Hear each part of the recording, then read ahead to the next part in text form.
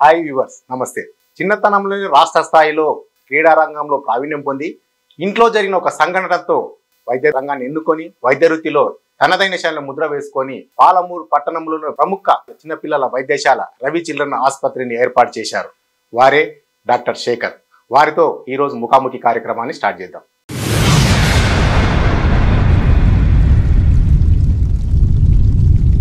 నమస్తే సార్. నమస్కారం అండి. సార్ చెప్పండి సార్, మీరు చిన్నతనంలోని క్రీడా రంగంలో రాష్ట్ర స్థాయిలో క్రీడలు ఆడారు, కానీ మీరు క్రీడా రంగం నుంచి వైద్య రంగంలోకి వచ్చారు. అసలు మీ ఫ్యామిలీ బ్యాక్గ్రౌండ్ ఏంది? మీరు మహబూబ్నగర్లో హాస్పిటల్ స్థాపించడానికి కారణాలు ఏం చెప్పండి సార్. ముందుగా ఆర్కే న్యూస్ వ్యూవర్స్ అందరికి కూడా నమస్కారం. ఎస్, అంటే మాది ఇక్కడే జస్ట్ మనకు మౌనర్లోనే మాచన్పల్లి తండా మాది. సో నాన్న వృత్తిరీత్యా ఉద్యోగి అయినా, సో మేము తనంబడి ట్రావెల్ చేస్తూ వెళ్ళేవాళ్ళము. ఫస్ట్ నాన్న జాబ్ గవర్నమెంట్ జాబ్ కాబట్టి తనతో పాటు మేము స్కూలింగ్ అంతా కూడా తనతో పాటు జరిగేది. రెండోది వచ్చేసేసి మొదటి నుంచి కూడా చదువు మీద కొంచెం ఇంట్రెస్ట్ తక్కువనే ఉంటుండే. సో కాబట్టి ఇక స్పోర్ట్స్ మీద కొంచెం ఇంట్రెస్ట్ ఎక్కువ ఉంటుండే.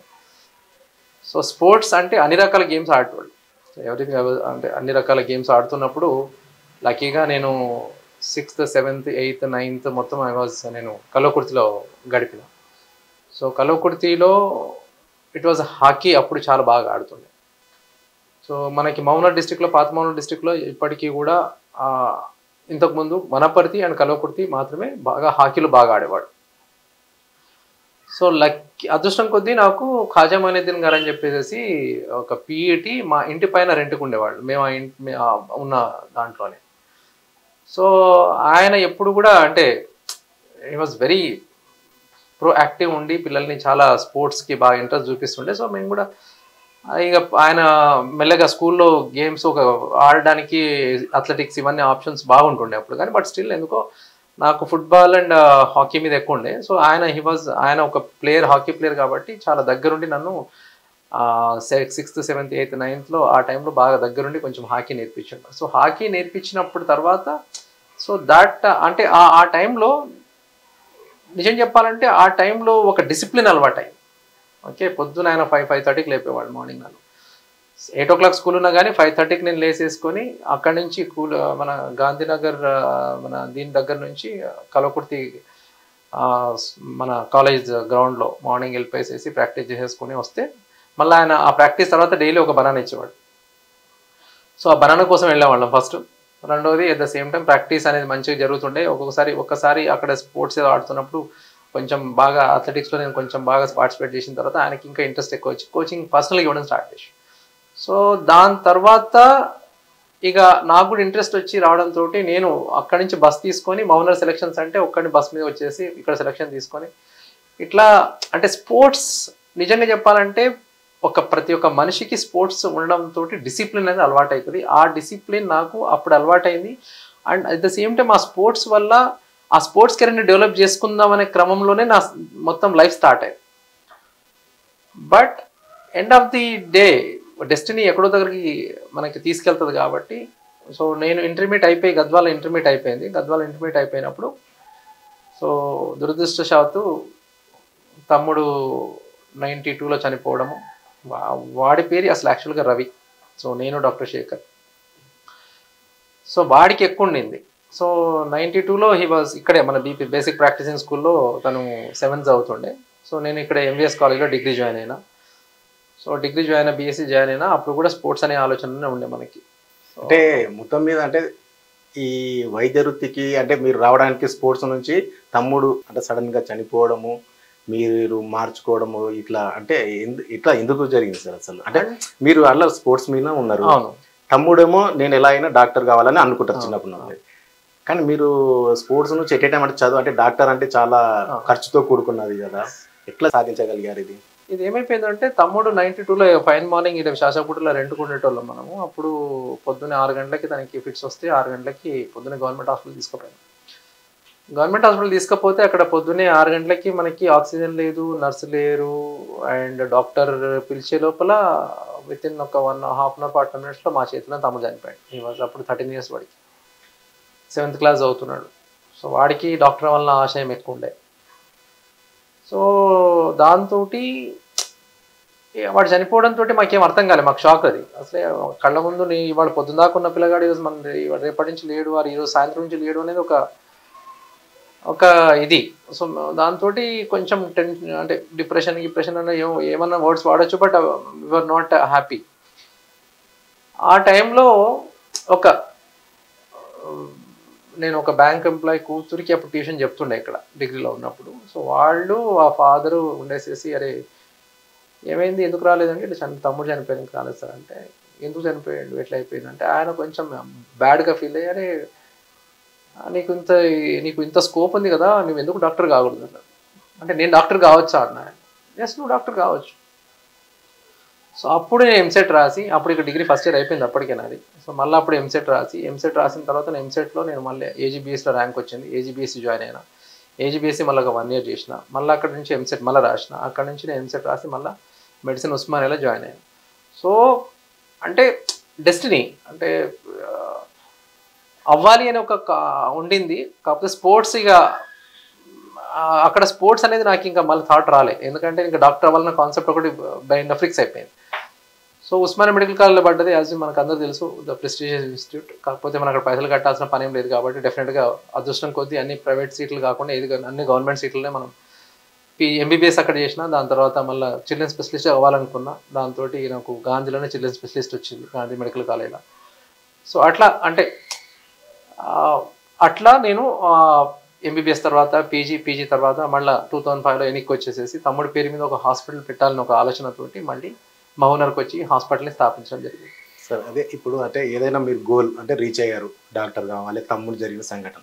కానీ చాలామంది అప్పట్లో మహబూబ్నగర్లో ఆసుపత్రి పెట్టాలంటే కొంచెం డేర్, అంటే ఇక్కడ ఏముంటుంది, ఏదైనా ప్రతి దానికి చిన్నదానికి హైదరాబాద్కి వెళ్ళాలన్న ఆలోచనలు ఉంటాయి. అయితే మీరు డాక్టరు అవ్వాలనుకున్నారు, డాక్టర్ అయ్యారు. ఇంత ఖర్చుతో కూడుకొని ఇంత పెద్ద ఆసుపత్రి మహబూబ్నగర్లో పెట్టాలనే దానికి ఆలోచన ఎలా వచ్చింది మీకు? అంటే నేను పీజీ చేస్తున్నప్పుడు నాకు ఒక ఆలోచన ఉండే. పీజీ అయిపోయిన తర్వాత చాలామంది అప్పటికే అంటే మా wife she is from Nizamabad, అప్పటికి పీజీ అయిపోయిన తర్వాత నిజామాబాద్ వెళ్ళిపోదాం, పేయింగ్ కెపాసిటీ ఎక్కువ ఉంది, అక్కడ మంచిగా ఉంది అని చెప్పేసి ఒక ఆలోచన వచ్చింది. బట్ నాకు ఒక ఫిక్స్డ్ థాట్ ఉండే. ఏం థాట్ అంటే, అరే మనకు ఒక నష్టం జరిగింది, మనకు ఫెసిలిటీ లేకపోవడం వల్ల నష్టం జరిగింది. సో నాకు కూడా నష్టం జరిగిందంటే పక్కల్లో కూడా ఎంతోమంది జరుగుతూనే ఉంటుంది. సో మనం ఎంతో కొంచెం చదువుకున్నాం కాబట్టి ఆ ఫెసిలిటీస్ లేని చోట మనం ఫెసిలిటీస్ని ప్రొవైడ్ చేసే పని చేద్దాం. అట్లీస్ట్ కనీసం మనకు నష్టం జరిగిన నష్టం దాన్ని ఎక్కడో భర్త అయ్యే అవకాశం ఉంటుంది. సో ఆ ఉద్దేశంతో మా ప్రొఫెసర్ కూడా ఆయన అనేవాళ్ళు, అసలు నీకు మౌనర్ గురించి ఏం తెలుసు అని పోయి హాస్పిటల్ పెడుతున్నావు అన్నాడు. ఎందుకంటే ఒక హాస్పిటల్ పెట్టాలంటే అక్కడ మనుషుల యొక్క పేయింగ్ కెపాసిటీ చూస్తారు. ఫస్ట్ అదే చూస్తారు, వీళ్ళు ఎంత పేమెంట్ చేయగలుగుతారా లేదా అని చెప్పేసి. నేను అవన్నీ ఏం ఆలోచించలే, నేను ఒకటే ఆలోచించిన, అరే ఇది మన ఊర్లో మనకు నష్టం జరిగిందంటే 10 మంది కూడా ఇట్లాంటి నష్టాలే జరుగుతూ ఉంటాయి. సో మనం ఎంతో కొంత దాన్ని డెఫినెట్గా మనం 100% దానికి పూడ్చలేం, బట్ స్టిల్ మన వంతు తోడు ఏదైనా చేయగలుగుతాము అంటే ప్రివెంట్ చేయగలుగుతాం కదా డిసీజెస్ని. ఎందుకంటే నేను ఇక్కడ 2005లో వచ్చినప్పుడు మౌనర్కి 15 రోజులకు ఒకసారి నీళ్ళు వచ్చేవి, తాగడానికి నీళ్ళు. ఇదే ఇంట్లో మేము రెంట్కు ఉండేవాళ్ళం, 15 రోజులకు ఒకసారి నీళ్ళు వచ్చేది. సో 15 రోజులకు ఒకసారి నీళ్ళు పట్టుకోవడానికి 40 రూపాయలు ఓపీ అవుట్ పేషెంట్ తోటి మనం స్టార్ట్ చేసినాం. ఆ 40 రూపాయలు కూడా కట్టలేని పరిస్థితి అప్పుడు 2005లో పేషెంట్స్కి. వాళ్ళు అంటే అట్లాంటి పరిస్థితులు నాకు, ఎందుకంటే ఇక నేను ఇక్కడ రావాలనుకున్నా వచ్చిన, ఎందుకంటే ఆ నష్టము మనకు జరిగింది 10 మంది జరగకూడదు అనే కాన్సెప్ట్తోనే వచ్చిన. దాదాపు 20 సంవత్సరాలు ఆసుపత్రి మీరు. అయితే ఇక్కడ మహబూబ్నగర్లో చిన్నపిల్లల అంటే అసలు జబ్బులు ఎలా వస్తాయి, ఏం జరిగింది అనేది తల్లిదండ్రులు చాలా ఇబ్బంది పడతారు. కొంతమంది పేరెంట్స్ రవి చిల్డ్రన్ హాస్పిటల్కి తీసుకెళ్తే బెటర్, అంటే ఇక్కడికి ఎలాంటి కేసు వచ్చినా కూడా రిటర్న్ పంపారు, అంటే క్రిటికల్ కేసు కూడా ఈజీగా సాల్వ్ చేస్తారనే నమ్మకాన్ని ఏర్పరచుకున్నారు. అంటే ఎట్లా సాధ్యమైంది? అంటే మనకి మొదటి నుంచి కూడా ఒక కాన్సెప్ట్, అంటే మెట్లు ఎక్కుతున్నారు ఒక కొన ప్రాణంతోటో లేకపోతే ఒక ఆశతో మెట్లు ఎక్కుతున్నారంటే వాడికి మన వంతు సహాయం, మన వంతు నుంచి అదే మన డాక్టర్ గిరి చదువుకుంది అందుకే. ఓకే, సో దాన్ని ఉపయోగించి దాన్ని ఎట్లా మిషన్ తోటో మనుషుల మిషన్ టెక్నాలజీ తోటో వారిని బయటికి తీసుకురావాలనేది ఒకటి కాన్సెప్ట్. సో నేను 2005లో హాస్పిటల్ అక్కడ K6000 ముందర పెట్టినప్పుడు 2005 నుంచి 2010 వరకు అక్కడ ఉన్నాం. మనం 2011లో ఈ బిల్డింగ్లోకి వచ్చినాం. సో 2010 వరకు అంటే మనము డిసీజ్ రాకుండా కాపాడగలగడం, ఒక అడ్వైజ్ ఇవ్వడం ఒక ఎత్తు అయితే, డిసీజ్ వచ్చినాక దాన్ని క్యూర్ చేయడం ఇంకో ఎత్తు. ఓకే, సో డిసీజ్ రాకుండా కాపాడడానికి చాలా మటుకు కూడా కౌన్సిలింగ్ అవసరం పడుతుంది. అరే బాబు ఇట్లా ఉండండి, ఇట్లా ఉంటే ఇప్పుడు చేతులు కడుక్కుంటే కొన్ని రకాల జబ్బులు రావు. హ్యాండ్ వాష్ అనేది మన అందరికీ మన కోవిడ్ వచ్చిన తర్వాత అది అందరూ చెప్తే కానీ మనకు అర్థం కాలేదు. బట్ సోషల్ అండ్ ప్రివెంటివ్ మాకు సబ్జెక్ట్ ఉంటుంది, సోషల్ అండ్ ప్రివెంటివ్ మెడిసిన్ అని చెప్పేసి. దాంట్లో ఫస్ట్ హ్యాండ్ వాష్ గురించి చెప్తారు. అరే నోటి ద్వారా, చేతుల ద్వారా ఆహారంకి ద్వారా పోయే, నోటిలోకి పోయే వస్తువుల ద్వారా వచ్చే రోగాలు ఎన్ని ఉంటాయని చెప్పేసి. సో ప్రివెంటివ్ డిసీజెస్ మీద కొన్ని మనము మాట్లాడుతూ కొన్ని చేయగలము. రెండోది డిసీజ్ సిక్ అయినప్పుడు, అంటే బాగా డిసీజ్ పిల్లవాడిని పరిచయం చేసినప్పుడు వచ్చే తీవ్రమైన ఎఫెక్ట్ తోటి ప్రాణాలు పోయే పరిస్థితి ఉంటుంది. కాబట్టి వాటిని ఎట్లా ప్రివెంట్ చేయాలని రెండో ఎత్తు.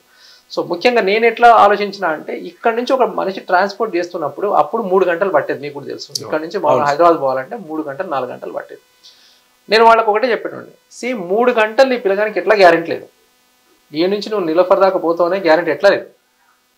ఆ 3 గంటలు నాకు ఇచ్చే ప్రయత్నం చేయి. ఈ 3 గంటల్లో ఏదో ఒకటి నేను సాధ్యమైనంత వరకు అక్కడ పోవడానికైనా నీకు నేను హెల్ప్ చేయగలుగుతా, అక్కడ ట్రాన్స్పోర్ట్ చేయడానికైనా హెల్ప్ తీసుకోపోయే కండిషన్ ఇవ్వగలుగుతా. సో దానికి కూడా పేరెంట్స్ యాక్సెప్ట్ చేసారు అప్పుడు. కానీ ఇప్పుడు కొంచెం కష్టం ఉంది, కానీ పేరెంట్స్ యాక్సెప్ట్ చేసేవాళ్ళు. సార్ అవును సార్, కండిషన్ ఇక్కడి నుంచి ఆడుకోవాలంటే స్టెబిలైజర్ అవ్వాలి కదా అని చెప్పేసి.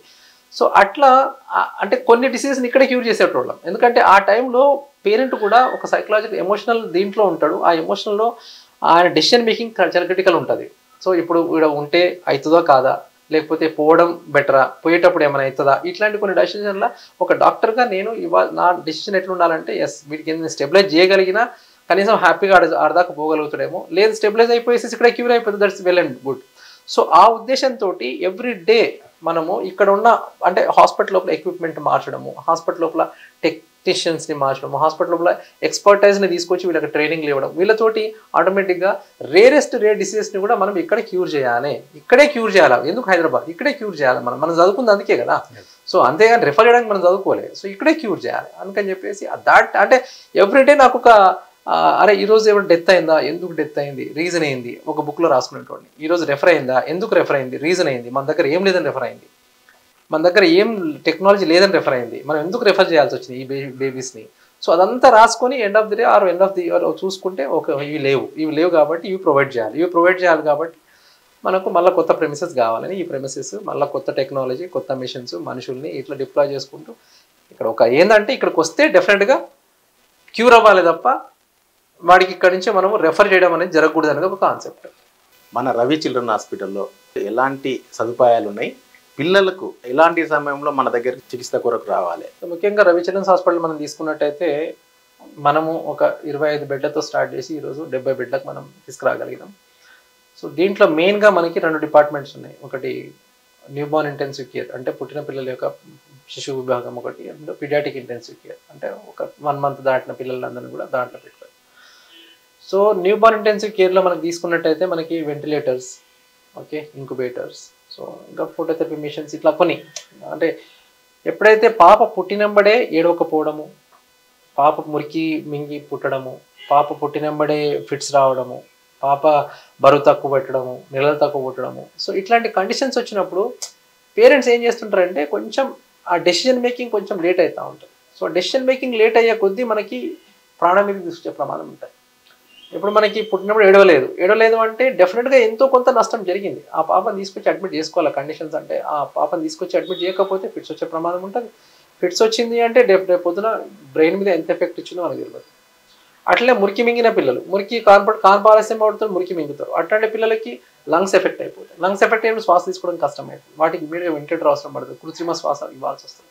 సో అట్లాంటి పిల్లలకి అట్లనే బరువు తక్కువ ఉన్న పిల్లలు 2.5 కిలో కంటే తక్కువ ఒకసారి 1.5 కిలో మా దగ్గర లీస్ట్ ఈస్ 900 grams బేబీస్ని కూడా మనం సర్వే చేయగలిగినాం ఇక్కడ. అంటే మనము రవి హాస్పిటల్ లోపల 850-900 grams బేబీని కూడా సర్వే చేయగలుగుతుంది. ఇట్లాంటి పిల్లల్ని మనం ఒక హైదరాబాద్లో చేసుకోవాలంటే కనీసం 20-30 లక్షలు ఖర్చు వస్తుంది, మనకి 2-3 నెలలు ఉండాల్సి వస్తుంది వాళ్ళు. సో ఇట్లాంటి ఫెసిలిటీస్ని మనం న్యూబార్న్ ఇంటెన్సివ్ కేర్ లోపల ఒక నియోనాటాలజిస్ట్, ఫుల్ టైం నియోనాటాలజిస్ట్ అంటే నవజాత శిశు విభాగం లోపల సూపర్ స్పెషాలిటీ అంటే మా చిల్డ్రన్ స్పెషలిస్ట్లోనే ఇంకో సూపర్ స్పెషాలిటీ ఆయన చేసినట్టు మనం ఆయన ఒక ఫుల్ టైం ఇక్కడ పెట్టినాం. సో రౌండ్ ద క్లాక్ ఆయన అవైలబుల్ ఉంటాడు ఇక్కడ. సో ఆయన రౌండ్ ద క్లాక్ అవైలబుల్ ఉండేసేసి ఈ న్యూబార్న్ పుట్టిన పిల్లల లోపల ఏ ఇష్యూస్ వచ్చినా he will be attending. So అట్లాంటి వాళ్ళు చాలా తక్కువ ఇక్కడ మౌన డిస్ట్రిక్ట్లో ఎవరు లేరు ఒకటి. రెండోది అట్లనే పిడియాటిక్ ఇంటెన్సివ్ కేర్ అంటాం మనం. సో పిడియాటిక్ ఇంటెన్సివ్ కేర్లో ఏంటంటే అంటే పిల్లలు ఒక 1 month 2 months 3 months నుంచి 15 years 16 years ఉన్న పిల్లలు. అక్కడ మనం అట్లాంటి పిల్లల్ని చూస్తున్నామంటే ముఖ్యంగా ఇప్పుడు డెంగ్యూ వచ్చిన పిల్లల్ని అందరూ అడ్మిట్ చేస్తున్నాం. ప్లేట్లెట్ ఇక్కడే తెప్పించేసుకున్నాం. లక్కీగా మనకు మౌనంలో ప్లేట్లెట్ అవైలబుల్ ఉంటున్నాయి, భయపడాల్సిన పని లేదు. ప్లేట్లెట్ తీసుకొచ్చి తగ్గితే 30,000 కంటే తక్కువ ఉన్నా లేకపోతే అవసరం ఉన్నప్పుడు అవసరం కండిషన్ బట్టి ఇక్కడే ఎక్కించే ప్రయత్నం చేస్తున్నాం. న్యూమోనియా ముఖ్యంగా ఈ వయసు లోపల ఇప్పుడు ఈ సీజన్ లోపల అందరూ కూడా న్యూమోనియాలు చాలా ఎక్కువ వచ్చే అవకాశం ఉంటుంది. చిన్న న్యూబార్న్ పిల్లలకు కూడా అట్ ద సేమ్ టైం పెద్ద పిల్లలకు కూడా. సో ఆస్తమా, న్యూమోనియా, సో వీళ్ళటన్నిటికీ వెంటిలేటర్ అవసరం పడుతుంది. ఇనిషియల్గా వెంటిలేటర్ సపోర్ట్ ఇవ్వకపోతే ఏమైందంటే శ్వాస తీసుకోవడం కష్టం అయిపోతే ప్రాణాపాయకులు ప్రమాదం ఉంటుంది. లాస్ట్ ఇయర్ మనం ఈ సీజన్లో మనకి జూలై ఆగస్ట్ సెప్టెంబర్లో మనకి పాము కాటుతో కనీసం 10 మంది పేషెంట్లు వచ్చారు. పాములని ఇప్పుడు బయటకు వస్తా ఉన్నాం. సో పాము కాటుతో 10 మంది పేషెంట్లు వచ్చారు. 10 మంది మేము కాపాడుకోగలిగినాం. ఎందుకంటే ఇప్పుడు యాంటీ స్నేక్ వినం అవైలబుల్ ఉంటుంది, వెంటిలేటర్ అవైలబుల్ ఉన్నది. సో వాటిని కూడా మనం ఇక్కడ అంటే తొందరగా టైంకి రాగలిగితే కొంచెం, ఎందుకంటే ఇక్కడంతా ఏమైపోద్ది అంటే కొంచెం డిలే అయిపోయినప్పుడు కొంచెం ఇబ్బంది అయిపోతుంది. అంటే రికవరీ కొంచెం లేట్ అవుతుంది, ఖర్చు కూడా పెరిగిపోతుంది ఒక్కొక్కసారి.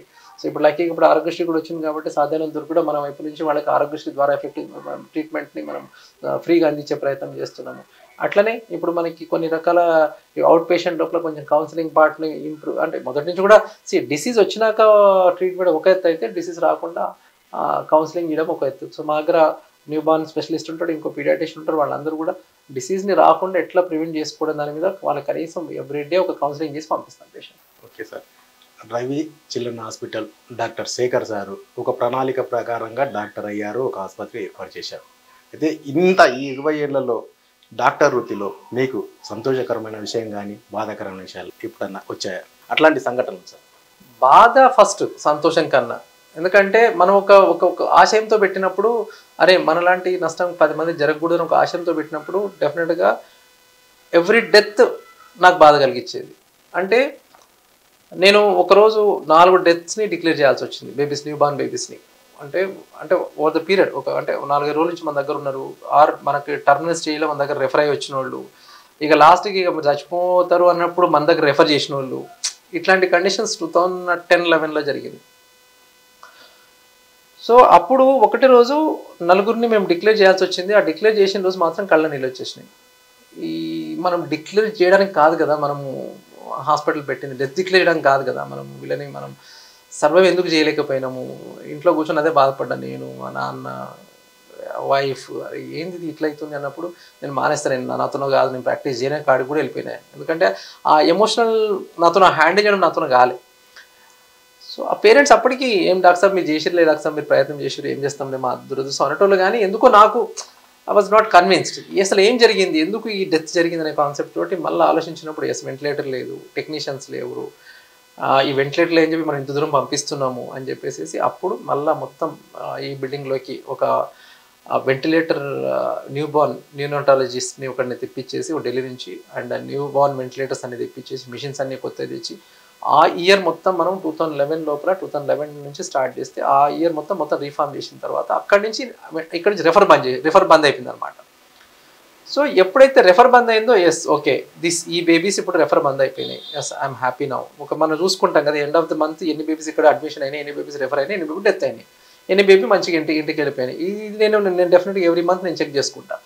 సో డెత్ అయిందంటే ఎందుకు డెత్ అయింది, మన దగ్గర టెక్నీషియన్ లేకపోవడం డెత్ అయిందా, టెక్నాలజీ లేకపోవడం డెత్ అయిందా, మిషన్స్ లేకపోవడం డెత్ అయిందా, మనకు లేట్గా వచ్చి డెత్ అయిందా, లేకపోతే మన లోపం ఏమైనా ఉందా, మనం చేయగలగడం చేయకపోవడం అనేది డెత్ అయిందా అనేది నేను డెఫినెట్గా అంటే పోస్ట్ మార్టం కేషీట్ని పోస్ట్ మార్టమే చేస్తాను నేను.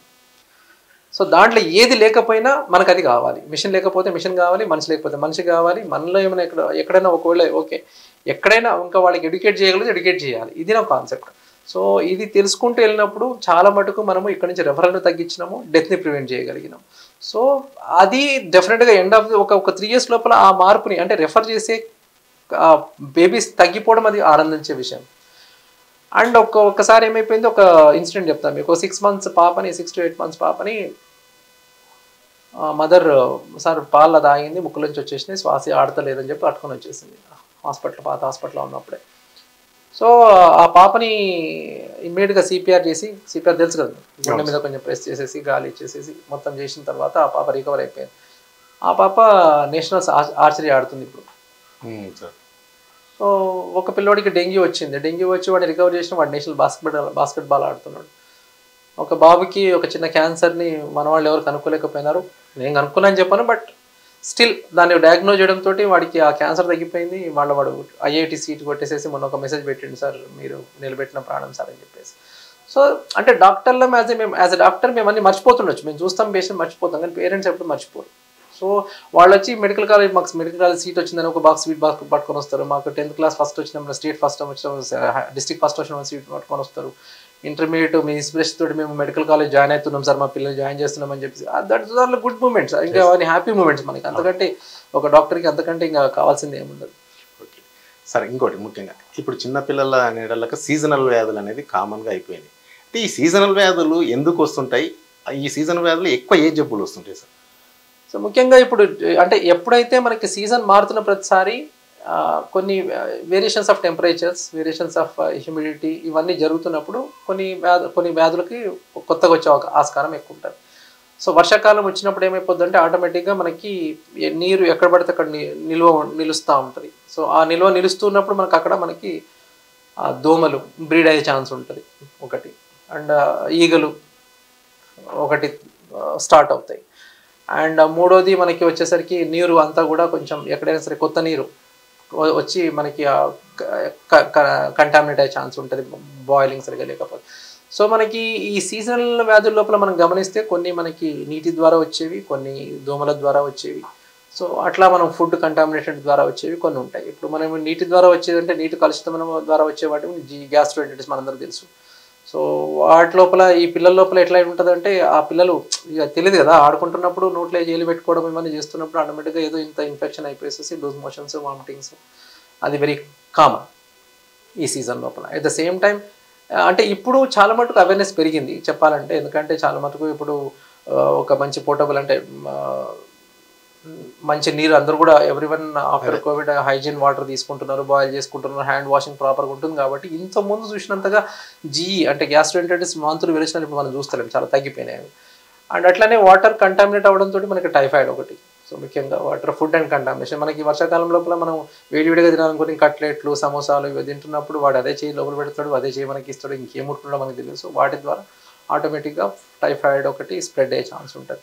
అండ్ వైరల్ హెపటైటిస్ అంటాం. సో కామెర్లు, పచ్చ కామెర్లు. సో దాని ద్వారా అది కూడా అంతే సేమ్ ఫుడ్ ద్వారా, వాటర్ ద్వారా మనకి లివర్ ఎఫెక్ట్ అయినప్పుడు మనకి లివర్ ఎఫెక్ట్ అయ్యి మనకి వాంతులు, విరేచనాలు, కడుపు నొప్పితోటి పసరికలు కూడా వచ్చే ప్రమాదం ఉంటుంది. అండ్ ముఖ్యంగా నీళ్ళు నిల్వ ఉన్నప్పుడు మనకు ఆటోమేటిక్గా ఈగల ద్వారా మనం ఇంతకుముందు మాట్లాడుకున్నట్టుగా జీఈ ఒకటి స్టార్ట్ అవుతుంది. అట్ ద సేమ్ టైం దోమల ద్వారా మనకి as you know malaria and dengue is like మనకి వెరీ కామన్గా మనం కనపడే డిసీజెస్.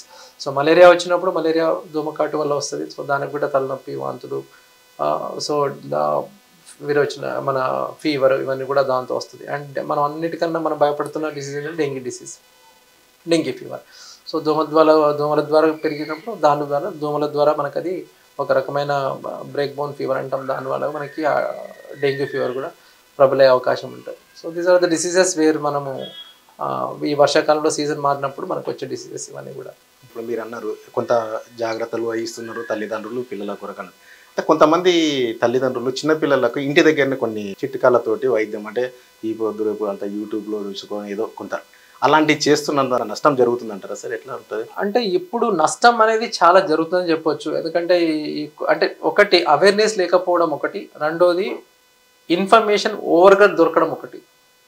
ఓకే, ప్రాపర్ అవేర్నెస్ అంటే ప్రాపర్ ఇన్ఫర్మేషన్ దొరకకపోవడంతో పాటు ఓవర్గా ఇన్ఫర్మేషన్ ఎక్కువ దొరకడం వల్ల ఏది ప్రాపర్గా ఉందో తెలుసుకోకపోవడం ఒకటి. సో నా దగ్గరకు వస్తారు, ఇప్పుడు మా దగ్గరకు వస్తారు, సార్ కొంచెం సర్ది ఉంది, నెబులైజర్ పెట్టినాం సార్, స్టెబిలైజర్ పెట్టినాం సార్ అంటారు. నెబులైజర్ కూడా వాడు అన్నం రాదు పాపం, కానీ స్టెబిలైజర్ పెట్టేసినాం సార్ అంటారు. సో నెబులైజేషన్ అనేది ఇట్ ఈస్ నాట్ రిక్వైర్డ్. ప్రతి ఒక్క చైల్డ్కి నెబులైజేషన్ పెట్టాల్సిన పని లేదు.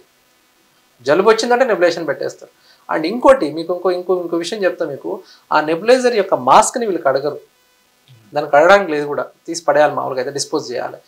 కానీ ఒక్కసారి అదే ఇప్పుడు ఎవరైనా ఒకళ్ళు ఇప్పుడు 2-3 అదే పెట్టాం అనుకోండి, మనం అదే మాస్క్ని, అంటే ఈ ఊర్లలో ఎట్లుంటుంది ఇక ఇదే మాస్క్ని వీనికి పెడతారు, వానికి పెడతారు. సో పెట్టినప్పుడు ఏమైందంటే ఒక ఇన్ఫెక్షన్ ఏమన్నా దాని మీద వైరస్ కానీ అట్లా స్ప్రెడ్ అయినప్పుడు మనం ఇచ్చే పంపు స్టార్ట్ అయినప్పుడు అది కొంత కిలోమీటర్ స్పీడ్ తోటి ఆ గాలి లంగ్స్లోకి పోతుంది. సో ఈ లోపల ఉన్న వైరస్ కూడా అంతే స్పీడ్గా లంగ్స్లోకి పోతుంది కదా. అవును. సో దీనివల్ల ఎఫెక్ట్ ఒకటి బాగా ఎక్కువ అవుతుంది, ఇన్ఫెక్షన్ తొందర తగ్గదు, వీళ్ళు మళ్ళీ వస్తూ ఉంటుంది. రెండోది వీళ్ళు కొన్ని మందులు స్టీరాయిడ్స్ వాడుతూ ఉంటారు. సో స్టీరాయిడ్ ఎప్పుడో ఒకసారి ప్రిస్క్రిప్షన్ దాన్ని బట్టి బయట ఎట్లా అయిపోయిందంటే ఇది వేస్తే తొందర తగ్గుతుంది అనే ఒక ఆలోచన రావడంతో వాళ్ళు సొంతంగా వాడుకోవడం స్టార్ట్ చేశారు. సో వాళ్ళు సొంతంగా వాడుకోవడం వల్ల ఏమైందంటే ఈ రిపీటెడ్గా ఇన్ఫెక్షన్స్ మళ్ళీ వచ్చే అవకాశం ఉంటుంది. ఎందుకంటే బాడీ లోపల నీకు ఇమ్యూనిటీ పవర్ తగ్గిపోతుంది, మళ్ళీ వచ్చే అవకాశం ఉంటుంది. సో అట్లనే ఇప్పుడు మనకి ఇక కొన్ని సొంత అంటే సో దీస్ ఆర్ మెయిన్ మేము గమనిస్తున్న దాంట్లో సొంత వైద్యంలో మెయిన్గా nebuliser is a big thing sir. So అది కొంచెం సాధ్యమైనంత వరకు అందరూ అవాయిడ్ చేస్తే బెటర్. కొంతమంది అలోపతి కాకుండా ఓం చెట్లతోటి సంబంధించిన ఇంట్లో పసుపు తోటి కొన్ని మిరియాలు ఇట్లాంటివి కూడా కొన్ని చేస్తుంటారు కదా. కొంతమంది మోటుగా వెళ్తేనంటే చెట్ల ఆకులతోటి రసాలతోటి కూడా కొంతమంది ఇప్పుడు పాము గరిచింది అనుకోండి ఏదో రసం వేసేస్తాం అట్లాంటి కొన్ని కూడా చేస్తుంటారు కదా సార్. అంటే దానివల్ల ఏమైనా నష్టం జరుగుతుంది అంటే ఏమి జరగనంత వరకు ఎవ్రీథింగ్ ఇస్ ఫైన్ అండి. ఏది జరగలేదు, ప్రాణ నష్టం జరగలేదు, వెళ్ళని కూడా. ఇప్పుడు కొన్ని రకాల ఇప్పుడు లివర్కి డిసీజ్ వచ్చింది, హెపటైటిస్ వచ్చింది, పసరికలు వచ్చినాయి, పచ్చకామర్లు వచ్చినాయి అంటే లివర్కి ఇబ్బంది కలిగి లివర్ ఇబ్బందులకు వచ్చిన తర్వాత మనకి ఓకే ఇప్పుడు ఒక కాలుకి దెబ్బ తగిలినప్పుడు ఎట్లయితే నొప్పి వస్తుందో లివర్కి దెబ్బ తగిలినప్పుడు దానివల్ల నొప్పి వస్తుంది. సో నొప్పి వస్తున్నప్పుడు ముత్తుకుంటే నొప్పి ఉంటుంది. సో అది సరిగ్గా పనిచేయకపోవడం వల్ల జీర్ణ వ్యవస్థ చక్కగా కాదు. సో అందుకని చెప్పేసి వాంతులు అవుతాయి, కడుపు నొప్పి ఉంటుంది, పచ్చ కామెర్లు వచ్చేస్తాయి. మనోళ్ళు చాలామంది దానికి ఒక ప్లేస్కి పోయేసేసి, మీకు తెలుసు ఆ ప్లేస్ ఏందో, పోయేసేసి ఆడ పోయేసేసి చెట్ల మందులు పుట్ల మందులు అన్ని పసర్లు గీసర్లు అన్నీ తీసుకొని మళ్ళీ పత్యమంటూ ఆహారంలో మార్పులన్నీ చేసుకుంటా సో వాడికి ఇంకా వీక్ చేసే ఛాన్సెస్ ఉంటాయి. సో అట్లా కాకుండా సైన్స్ ఈజ్ డిఫరెంట్. ఏదైనా ఒక జబ్బు వచ్చిందంటే దానికి ఒక కారణం ఉంటుంది, ఊరికనే రాదు. సో ఏదో పసరు పోసినంత మంది తగ్గే జబ్బులు అయితే అందరు పసరు తాగుతుంటే ఇప్పటికి మీ డాక్టర్లకి అవసరం కూడా లేదు మనకి.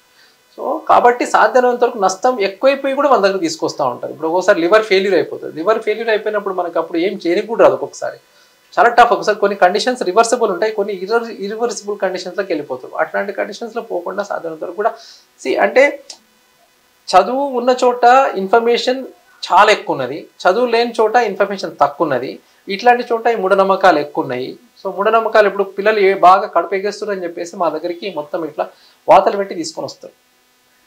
ఏడుస్తున్నాడని చెప్పి వాతలు పెట్టేస్తారు ఒకటి. రెండవది కడుపు ఎగేస్తున్నాడని చెప్పేసి జీడి కాల్చి వాతలు పెట్టేస్తూ ఉంటారు.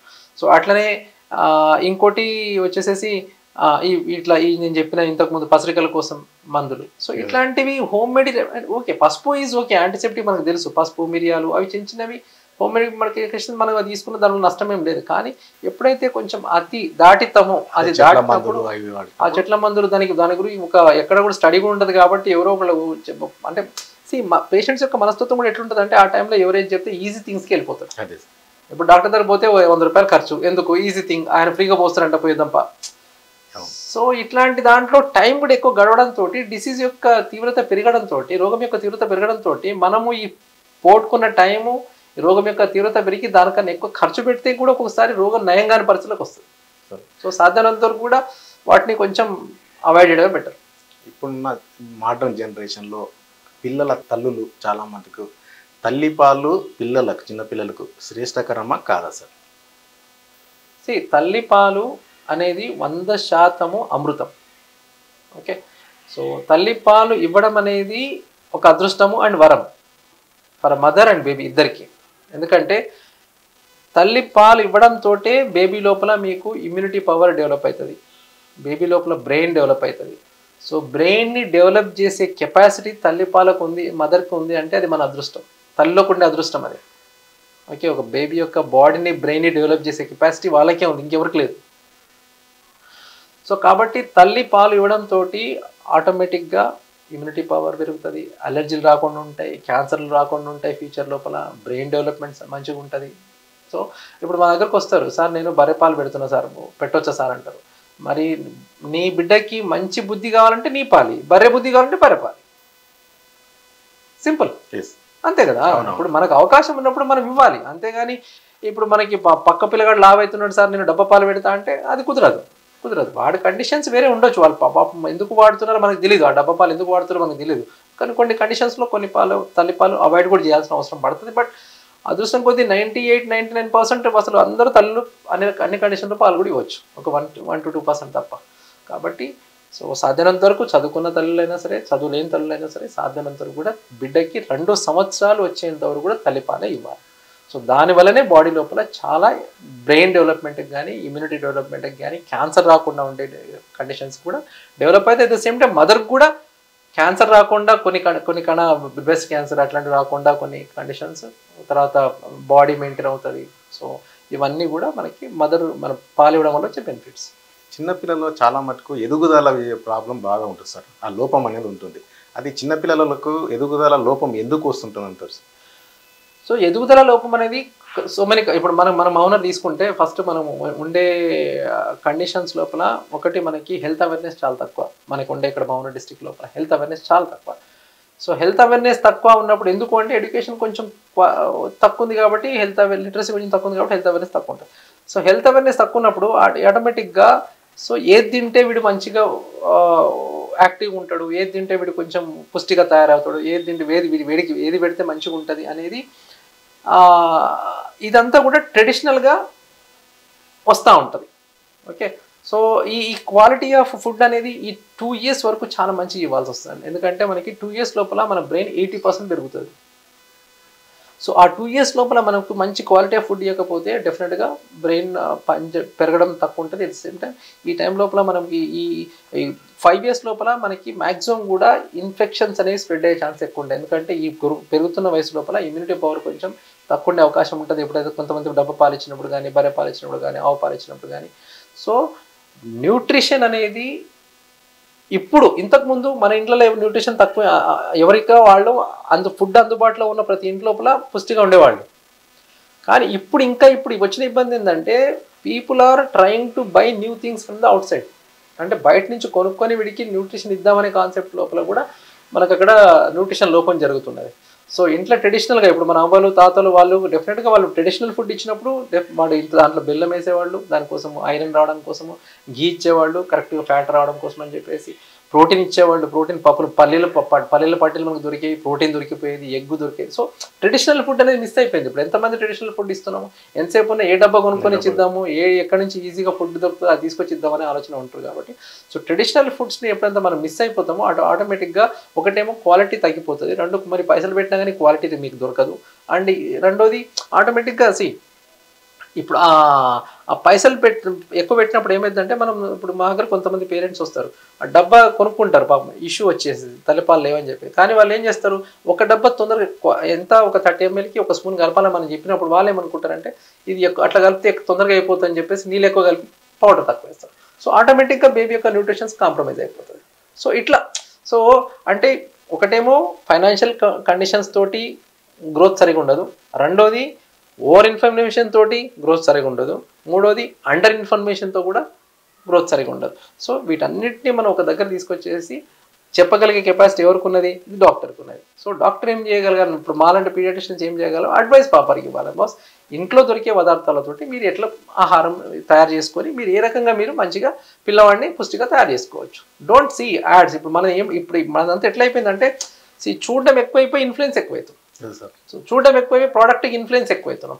అది ఒక్కసారి కొనుక్కొస్తున్నాం కష్టపడి, కానీ రెండోసారి అది కొనలేని పరిస్థితి. సో ఆటోమేటిక్గా దాన్ని కొనలేని పరిస్థితి అన్నప్పుడు దాన్ని తినిపించే ప్రమాణాన్ని మార్చేస్తున్నాం. సో ఆటోమేటిక్గా క్వాలిటీ పడిపోవడంతో ఇట్లాంటి మనకి న్యూట్రిషన్ అని పడిపోవడంతో ఆటోమేటిక్గా ఇవన్నీ కూడా ఇష్యూస్, హెల్త్ ఇష్యూస్. ఇప్పుడు కరోనాకు ముందు జబ్బులు అనేవి కొన్ని ఉండేవి, ఇప్పుడు కరోనా తర్వాత వేరియంట్ అంటే కొత్త కొత్త జబ్బులు కూడా వస్తున్నాయి, పిల్లలకు కానీ పెద్దవారికి కానీ వస్తున్నాయి కదా సార్. ఈ సీజనల్లో ఎక్కువ జబ్బులు ఏవి వస్తున్నాయి, వాటికి ఎలాంటి జాగ్రత్తలు తీసుకుంటే బాగుంటుంది సార్?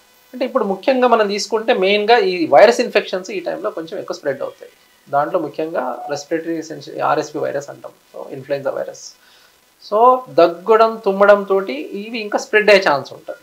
సో ఇంతకుముందు కరోనా కూడా అంతే, మనం దగ్గడం తుమ్మడం ముట్టుకోవడంతోనే corona. So any virus any infection నోట్లోంచి ముక్కులోంచి గాలి ద్వారా వచ్చేది అంటే మనం తుమ్మినప్పుడు డ్రాప్లెట్స్ తోటి మీరు తీసుకున్నప్పుడు కానీ స్ప్రెడ్ అవుతుంది.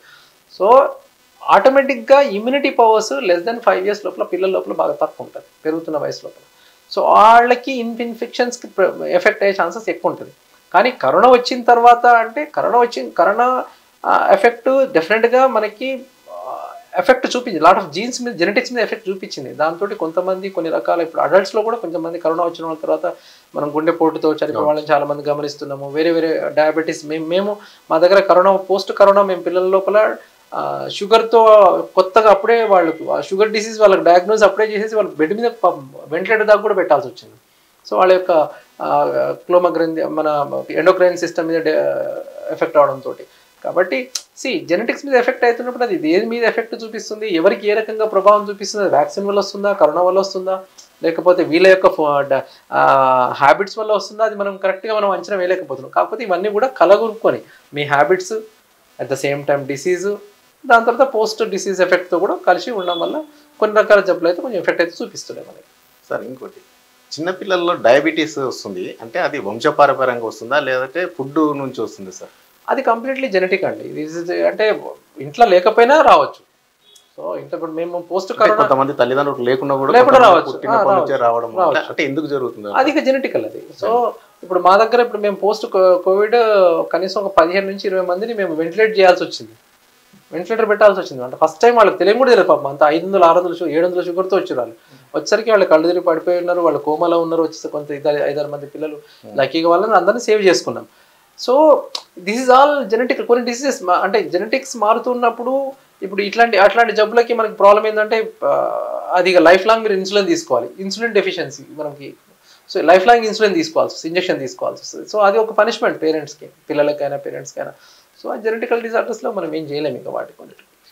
చిన్న పిల్లలకు ఇప్పుడు ఈ వర్షాకాలంలో జలుబు దగ్గు వస్తుంది, ఎలాంటి జాగ్రత్తలు తీసుకోమంటారు?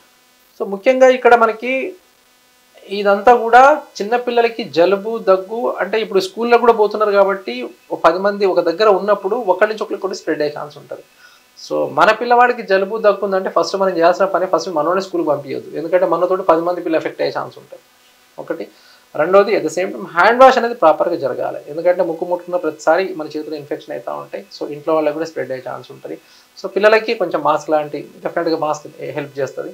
మూడోది సో బేసిక్ ట్రీట్మెంట్, కోల్డ్కి బేసిక్ ట్రీట్మెంట్ సిరప్ వేసుకుంటే జ్వరంకి వస్తుంది. బేసిక్ ట్రీట్మెంట్ 3 to 5 డేస్లో యూజువల్గా నార్మల్ అయిపోతుంది. కాకపోతే ఈ టైంలో ఫుడ్ హైడ్రేషన్ అంటే నీరు ఆహారం మాత్రం మంచిగా ఇవ్వాలి. ఎందుకోసారి సరిగ్గా తినలేకపోయినా కానీ కొంచెం మనం వెంబడిపడి ఇవ్వాల్సి వస్తుంది. మూడోది పాలు తాగే పిల్లలు అయితే డెఫినెట్గా మనం వాళ్ళు ఏడుస్తూ ఉంటారు, ముక్కులు బ్లాక్ అయిపోయేసి శ్వాస ఆడక. సో కొంచెం ముక్కులు క్లియర్ చేసుకొని నాజల్ డ్రాప్ తోటి ఫీడింగ్ అనేది కంటిన్యూగా ఇస్తూ ఉండాలి. ఎట్ ద సేమ్ టైం వాళ్ళు మూత్రం కరెక్ట్గా పోస్తున్నది గమనిస్తూ ఉండాలి. ఎప్పుడైతే మనం ఫీడింగ్ ప్రాపర్గా ఇచ్చినాం అనుకో న్యూట్రిషన్ అందుతుంది. న్యూట్రిషన్ అందినప్పుడు రికవరీ కూడా అంతే ఫాస్ట్గా ఉంటుంది. ఎప్పుడైతే మనం ఫుడ్ని మనం తగ్గించినప్పుడు న్యూట్రిషన్ అందదు. న్యూట్రిషన్ అందినప్పుడు డెఫినెట్గా మనకి రికవరీ అనేది కొంచెం లేట్ అయ్యే ఛాన్స్ ఉంటుంది. హ్యాండ్ వాష్, నీళ్ళు వేడి చేసి తాగడము, at the same time sanitisation, proper sanitisation చేసుకుంటే సరిపోతుంది. ముఖ్యంగా చిన్నపిల్లల్లో అంటే డెంగీ, మలేరియా అంటే చాలా క్రిటికల్ అయిన ఇవి వైరస్గా సార్. ఇవి వచ్చినప్పుడు ఎలాంటి తల్లిదండ్రులు జాగ్రత్తలు తీసుకోవాలి పిల్లల కొరకు? ఇప్పుడు ముఖ్యంగా మనకి మలేరియా దోమకాటు వల్ల వచ్చేస్తుంది మనకి, at the same time dengue కూడా దోమకాటు వల్లనే వస్తుంది. సో మలేరియా అనేది ఇప్పుడు చాలా మటుకు తగ్గింది కంపారిటివ్ చెప్పాలంటే, ఇంతకు ముందులాగా లేదు పిల్లల లోపల. కానీ డెంగ్యూ అనేది మాత్రం చాలా ఇబ్బంది కలిగిస్తుంది. సో డెంగ్యూ అనేది మనకి పగటిపూట కలిసి దోమల వల్ల వస్తుంది. కొంచెం మన పిల్లల్ని కొంచెం డే టైంలో కొంచెం ఫుల్ స్లీవ్స్ చేయడము అది చేయడం ఒకటి. రెండోది ఎక్కడైతే నీరు నిల్వ ఉంటుందో అక్కడ దోమ మనకి అభివృద్ధి చెందేసేసి దాని ద్వారా మనకి వైరస్ని మనకి కుట్టడంతో మన వైరస్ లోపలికి వెళ్ళిపోవడంతో మనకి శరీరం లోపల 2 నుంచి 3 రోజుల లోపల మనకి ఫీవర్ తోటి స్టార్ట్ అవుతుంది. ఎప్పుడైతే ఫీవర్ స్టార్ట్ అయిపోయిందో మనం ఇమీడియట్గా చేయాల్సిన పని ఏంటంటే ఫీవర్ని పారాసిటమాల్తో కంట్రోల్ చేసే ప్రయత్నం చేయాలి. అట్ ద సేమ్ టైం మనకి Day 1, Day 2, Day 3 మనకి అది డెంగ్యూ అని తెలియదు కాబట్టి సింపుల్ వైరస్ ఫీవర్ అయి ఉండొచ్చు, సింపుల్ మలేరియా దోమతో అయి ఉండొచ్చు, డెంగ్యూ దోమతో అయి ఉండొచ్చు.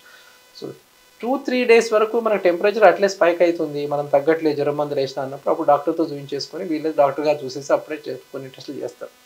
సో దీంట్లో డెంగ్యూ లోపల మనకు ఒక 2 రకాల స్టేజెస్ ఉంటాయి. ఓకే, ఇనిషియల్ స్టేజ్లో ఖాళీ ఫీవరు, కడుపు నొప్పి, తలనొప్పి, కళ్ళ నొప్పులు, ఓకే, ఒట్టి జ్వరము, సో కొంచెం వాంతులు కూడా వచ్చే అవకాశం ఉంటుంది. ఈ స్టేజ్ దాటిన తర్వాత మనకి ఒక్కొక్కసారి కంట్రోల్ కానప్పుడు డెంగ్యూ షాక్లకు పోయే ఛాన్స్ ఉంటుంది. షాక్ల కంటే అప్పుడు మనకి శరీరం మొత్తం దద్దులు రావడము, ప్లేట్లెట్ డ్రాప్ అవ్వడము, బీపీ పడిపోవడము, బ్లడ్లో మోషన్ రావడము, ముక్కులోంచి మోషన్ మనకు రక్తం గారడము. సో ఇట్లాంటి కొన్ని ఆ సీరియస్ కండిషన్లో ఛాన్స్ ఉంటుంది. కాబట్టి ఆ 3 to 4 డేస్ ఆ టైంలోనే మనకి ర్యాష్ ఏమైనా వచ్చిందా, ఫీవర్ తగ్గుతలేదా, ఎందుకు ఆ టెంపరేచర్ ఎందుకు నార్మల్ అవుతలే అని చెప్పి ఆ టైంలో టెస్ట్ చేసుకుంటే డెఫినెట్గా ఆ టైంలో టెంపరేచర్ తగ్గేంత వరకు హాస్పిటల్లో ఉండేసేసుకొని ఒకవేళ ప్లేట్లెట్ మరీ తక్కువ ఉంటే హాస్పిటల్ వాళ్ళు డాక్టర్ నిర్ధారిస్తారు ప్లేట్లెట్ ఎక్కడమా లేదని. ఎందుకంటే ఈ మధ్య ప్రతి ఒక్కళ్ళకు ఉన్న భయం ఏంటంటే ప్లేట్లెట్ పడిపోతే ప్లేట్లెట్ ఎక్కించాలి అనేది. అందరికీ డెంగీలో ప్రతి ఒక్కరికి ప్లేట్లెట్ ఎక్కించాల్సిన అవసరం లేదు. బీపీ నయం ఉండి మూత్రం మంచిగా ఉండేసేసి హార్ట్ మంచిని ఫంక్షన్ బాగానే ఉందనుకుంటే టెన్షన్ పడాల్సిన పని ఏం లేదు. 50,000 పోయినా మేము ఆఖరి ప్లేట్లెట్ ఎక్కాం, 30,000 పోయినా 30,000 కంటే తక్కువ పడిపోతేనే మనం ప్లేట్లెట్ ఎక్కిస్తాం. కాబట్టి అందరికీ ప్లేట్లెట్ అవసరం లేదు. ఇక్కడ ఒక సింపుల్గా జ్వరం ఒక 3 to 5 days, ఒకసారి 7 days కూడా సతాయిస్తుంది. కొంచెం ఓపికతో పట్టయితే ఎవ్రీథింగ్ విల్ బి నార్మల్. చిన్నపిల్లలకు చాలామంది పుట్టుకతోటి కొన్ని జబ్బులు వస్తుంటాయి. అంటే ఎందుకొరకు వస్తాయి అంటే కొంతమందికి చిన్న ఉన్నప్పుడే స్పెట్స్ పెట్టాలి, కొంతమందికి కాళ్ళు చేతులు యాక్టివ్ ఉండవు, బాడీ యాక్టివ్గా ఉండదు. అది ఎందుకొరకు వస్తుంది అంటారు సార్? అంటే ఇప్పుడు మనకి కొన్ని జన్యు సంబంధమైన జెనెటిక్ డిజార్డర్స్ ఉంటాయి, సంబంధమైన వ్యాధులు. సో జెనెటిక్ డిజార్డర్స్ లోపల కొన్ని ఇప్పుడు మీరు కాళ్ళు చేతులు ఆడమంటున్నారు.